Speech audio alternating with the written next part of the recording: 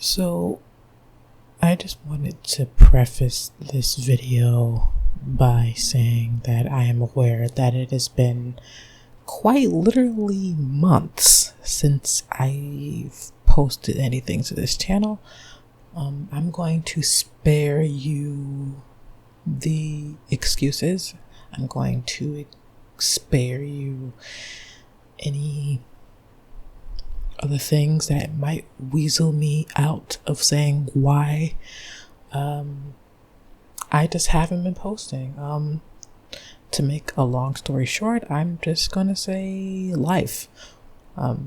Life has been happening at full force, and I just have not been mentally there enough to sit down and record anything. Now, with that being said, I'm just going to leave that there and let's talk about KinnPorsche.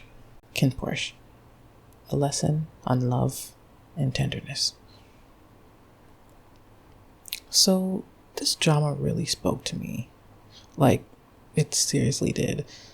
The thing about me is, yes, I care about the quality of a scene or just any type of sensual scenes. And yes, it's important to me in terms of a BL drama. However, I don't always need them. There was only one other BL that I know treated their smut scenes like this, and it was Your Name Engraved Herein. In that BL, it treated the smut scenes like they were telling a story. They were spicy because it was a smut scene, but the story being told is way more important. I believe that in KinnPorsche, there's a small lesson to be taught with each spicy scene. Now, I may be being a bit dramatic when it comes to this, but it is my opinion. The spicy scenes in KinnPorsche are quite important to me, and it's not just a one-off uninteresting scene. There's depth. The musical score is a great point to add here. Like, I could talk your ear off about this, but I won't. In the title of this video, I mentioned love and tenderness.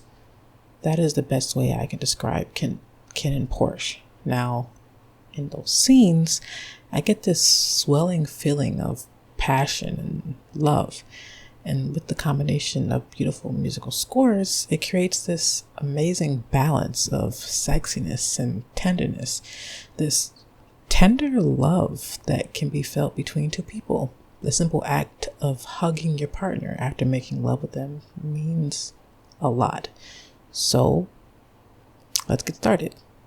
KinnPorsche is a very fascinating drama for me. It's similar to other dramas I've watched, but I will talk about that later. To be honest, this drama had me hooked from the beginning. The way it welcomes you with this warm Italian guitar and this interesting interaction with Ken. When I first read the bio of the drama, I said to myself, this sounds very complicated. Too complicated, even story-wise. Even though I thought that, I still believed I was going to really like this drama, and I did. I really like dramas that make me think after I finish watching it. And when it comes to KinnPorsche, I have a lot to say. So let's start with the actual production of this drama. I honestly feel like it was pretty good. The shots were beautiful. The use of colors were something I've only ever seen done in one other film. And I have a thing for analyzing those two aspects in film, cinematics and color. But I really want to talk about the color because that's where I think KinnPorsche shines when it comes to the production. One of the director's favorite things to do is to mix different colors so they create unique shadows on the actors' faces. I also wanted to bring in the use of lighting. The directors really liked to shine a floodlight or some type of beam light directly behind or beside the actors. Once again, creating a unique visual for us to enjoy. I think it really adds to the scenes especially. So you saw me mention Your Name Engraved Herein in the beginning. And KinnPorsche has a lot more in common with it than I thought. But again, I'll get into that a bit later. So for the few different scenes, most notably the intimate scenes, I wanted to express how I feel. Firstly, let's chat about Kid and Porsche's very first kiss scene. Porsche and Kin are opening up to each other and sharing a bit of time together. I find this scene, among a few others, to be one of the most important. The look in Kin's eyes as he has the realization he may actually like this guy he just met is very endearing. The next intimate scene is the problematic one, the one where Porsche is under the influence. I'll talk about this a little later. The next scenes are basically my favorite set of scenes in the drama, the wilderness scenes. I find that with each day that they spend with each other, handcuffed, fearing that they may never see their families, but being with each other was enough to keep them happy, to be something so special and so sweet. This set of scenes is so important to the relationship dynamic because we can see the progression of emotions. It starts off with them being annoyed with the fact that they are handcuffed together. Then it gradually progresses to playfulness and gentle joking to then endearment and fondness. It's genuinely a beautiful progression. And maybe I'm thinking about this too hard. Maybe I'm being dramatic, but this drama is very special to me. Now, the most heavy-hitting portion of this episode was near the end, after Kin and Porsche get out of their handcuffs, and Kin tells Porsche to leave because he doesn't want him to hurt himself for the sake of, well, Kin. Before Porsche leaves, this happens. มึงไปดิวะกูสั่งให้มึงไปไง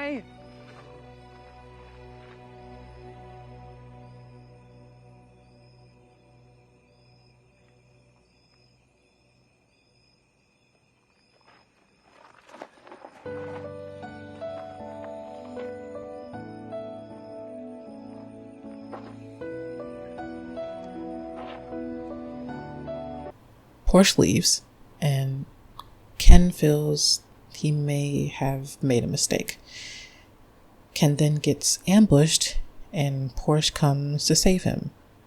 But Ken ends up getting shot. That's the end of the episode. This scene really broke me. Seeing Porsche accept the fact that he really likes Ken, and Ken fearing for Porsche's safety is just wow.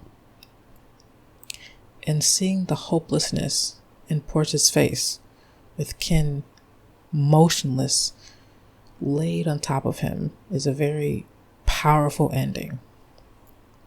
Now, the next spicy scene starts off really icky. The ickiness being with Vegas. I'll talk more about him later, and him trying to appeal to Porsche. Before Vegas could do anything, Ken comes to save Porsche, but it starts an argument, and Porsche says this. มึงไม่เคยไว้ใจกูเลย มึงยิงกูดิ ยิงกูเหมือนที่มึงยิงแฟนเก่ามึงอะ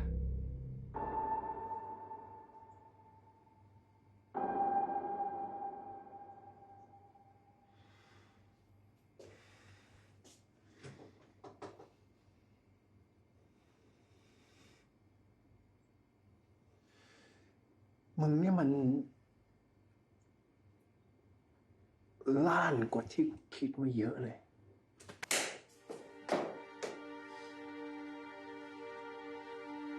ผมไม่น่ารักคนเหี้ยๆมึง And I was in shock. The heavy silence that fell after Porsche said that, and that slap, God, it's giving me chills just thinking about it.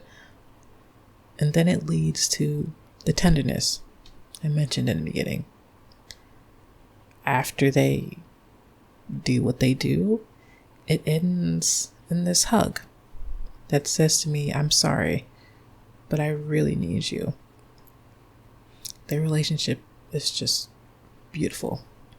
The next thing I wanted to bring up was the acting. Can I just do a full stop there, especially in the really emotional scenes or even the mushy scenes? I feel like you have to be a really great actor to put the viewer into utter silence during your scenes. And that happened to me a lot during this show. A few notable scenes are, like I mentioned earlier, the wilderness scenes, where Ken tells Porsche to leave him because he loves him too much and wants him to be happy.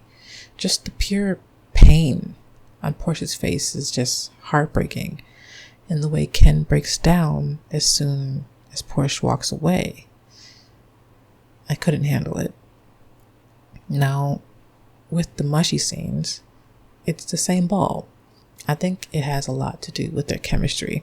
And, well, I have watched way too many dramas where the actors look like they don't even know each other's last names. It's kind of embarrassing. But with Ken and Porsche, the way they look into each other's eyes, the tenderness that I mentioned in the beginning, it's beautiful.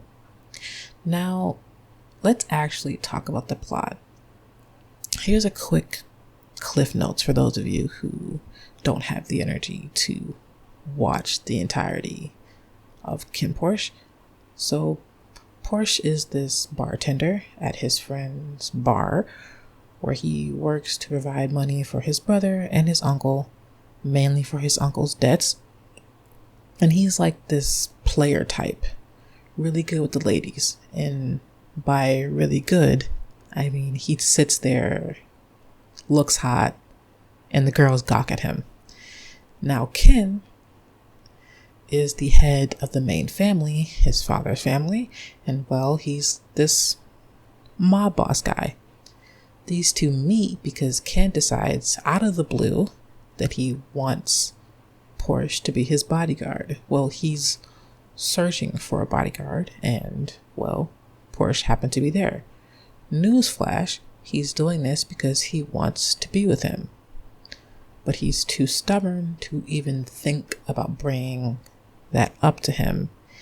He kidnaps Porsche and forces him to be his bodyguard. Blah, blah, blah, plot devices, blah, blah, blah, filler, blah, blah, blah, romance. Okay? That's basically the gist of the main story, but there's a bunch of side couples that I would like to bring up, but that will be for later. So you may be asking me, what do you think of the plot? I honestly thought it was great. I've gone back and watched a few episodes to see how I feel currently and to also catch things I didn't catch when I watched it the first time. This mostly happened with Vegas, but I'll get to him later. You know what? No. Let's talk about Vegas now. So Vegas is the son of the Minor family. There is a major and minor family. That sounded a little bit more complicated than I wanted it to sound. So the head of the Minor family is Vegas's dad. There we go. So Vegas's relationship with his father is very, very complicated. Essentially, Vegas's father is very abusive, and not just verbally, physically as well. He has never felt like he could be appreciated by him or even loved by his father, and this built up and turned him into a broken and hurt boy. A boy who also felt out of place in every place he had been. He also felt like he has something to prove to his father. He never really felt good enough. So now that you know a little bit about Vegas, let's talk about what went wrong. Since he always wanted to prove himself to his father, he always tried to do tasks or complete these big things. For example, trying to take Porsche. I'll talk about the Porsche situation in a later part of this section. So we have this boy who has never been loved. And the drama asks the question, what would happen if a hurt, broken boy finds love? And that love was Pete. Let's stop here for a second and discuss Pete and Vegas. Before we even get to think of Vegas and Pete as a couple, we already had an image of what kind of person Vegas was. We saw him essentially as a creep, right? And I think the writers did this on purpose. It's very similar to other movies or shows I watched where they show this clearly disturbed individual and we then get to see more of their story. I find this aspect to be very important because just like people, fictional characters in dramas are not black and white in terms of who they are. With Vegas, we see that he is a very hurt and disturbed man who longs for acceptance from the people who love him. Now, let's get into that part of Vegas and Pete's dynamic. I was, for lack of better words, very uncomfortable watching the scenes with Vegas and Pete. So much that when I go to watch the show again, I skip them. We know they were bad. Let's not relive it, okay? Right. So a point that I want to pay attention to is after Vegas finds out his hedgehog has passed away, he says this. พ่อกูให้กูเลี้ยงแม่นตั้งแต่เด็กออกลูกมากี่ตัวก็ทยอยตายกันไปหมด